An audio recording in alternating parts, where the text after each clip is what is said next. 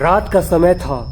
गांव के बाहर पुराने शमशान घाट के पास सन्नाटा पसरा हुआ था। चारों तरफ हवा में जलती लकड़ियां और राख की बू के साथ किसी अजनबी डरावनी उपस्थिति का एहसास हो रहा था। चांद बादलों के पीछे छिपा हुआ था और दूर से बस सियारों के रोने की आवाजें आ रही थी। गांव के लोग उस रास्ते से दिन में भी गुजरने से डरते थे, क्योंकि कहा जाता था कि वहाँ एक चुड़ैल का साया है। उसका नाम था कालकांति, एक ऐसी औरत जिसने जिंदा रहते हुए काले जादू की हर सीमा पार कर दी थी।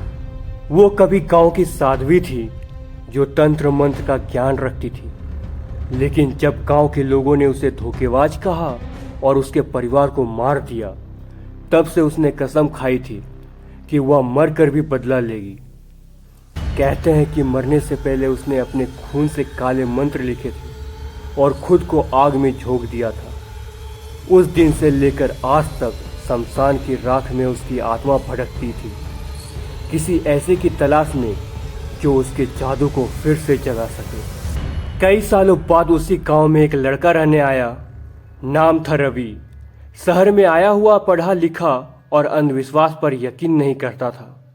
उसने गांव के किनारे एक पुराना मकान खरीदा जो कभी उसी चुड़ैल का घर हुआ करता था। गांव वाले उसे बार बार चेतावनी देते, रवि बाबू, उस घर में मत रहो, वहां आज भी किसी की चीख सुनाई देती है। लेकिन रवि हंसकर कहता, अरे ये सब पुराने जमाने की बातें हैं, भूत चुड़ैल कुछ नहीं होते। पहली रात तो सब ठीक रहा, लेकिन दूसरी रात आधी रात को उसके कमरे की खिड़की अपने आप खुल गई। हवा नहीं चल रही थी, पर पर्दे हिल रहे थे। फिर उसने सुना किसी औरत की धीमी दर्द भरी आवाज, मुझे मुक्त कर दो, मुझे मुक्त कर दो। रवि डर कर उठा, इधर उधर देखा, लेकिन कोई नहीं था।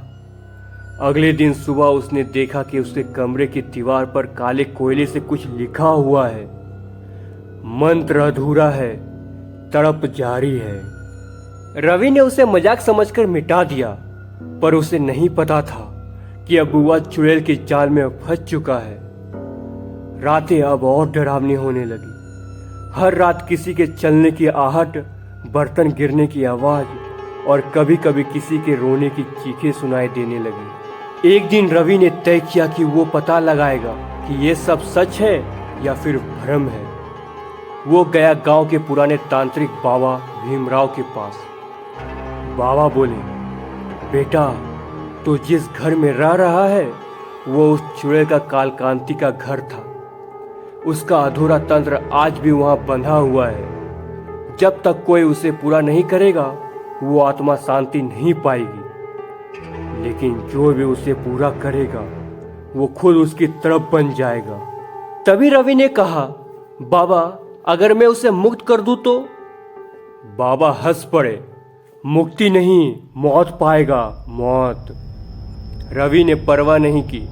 उसने उसी रात घर में दिए जलाए और किताबों में पढ़े हुए कुछ संस्कृत मंत्र बोलने लगा। तभी एक ठंडी हवा चली, दरवाजे अपने आप बंद हो गए और दिए बुझ गए। तभी अंधेरे में एक लाल आंखें वाली परछाई उसके सामने आई, वही कालकांति। उसके बाल खुले हुए थे और उसका शरीर पूरा हरा था और आंखें पूरी लाल, दांत बाहर निकले हुए।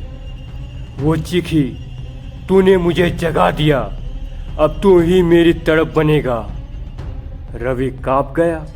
उसने मंत्र जारी रखने की कोशिश की, पर उसकी आवाज बंद हो गई। चुड़ैल ने अपना हाथ उसकी छाती पर रखा और कहा, मेरे अधूरे जादू को तू पूरा करेगा अपने खून से।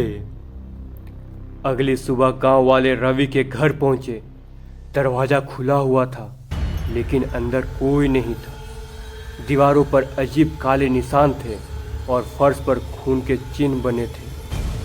मकान के बीचों बीच एक पुराना दर्पण रखा हुआ था और उस दर्पण में रवि का चेहरा दिखाई दे रहा था, पर वह हिल नहीं रहा था, जैसे वो किसी और दुनिया में कैद हो गया हो। उस दिन के बाद से जो भी उस घर में गया, उसने आईने में एक दूसरे आदमी की परछाई देखी जो मदद के लिए हाथ बढ़ा रहा होता था। गांव वाले ने उस घर को फिर से बंद करवा दिया। लेकिन रात को आज भी वहां से औरत की कहार और आदमी की चिल्लाहट की आवाजें आती हैं। कहते हैं कालकांति आज भी तड़प रही है, किसी ऐसे की तलाश में जो उसके काले जादू को पूरा करे। और हर पूर्णिमा की रात जब चांद बादलों के पीछे छिप जाता है, वो फिर किसी नई आत्मा को बुलाती है, मुझे मुक्त कर दो, मुझे मुक्त कर दो।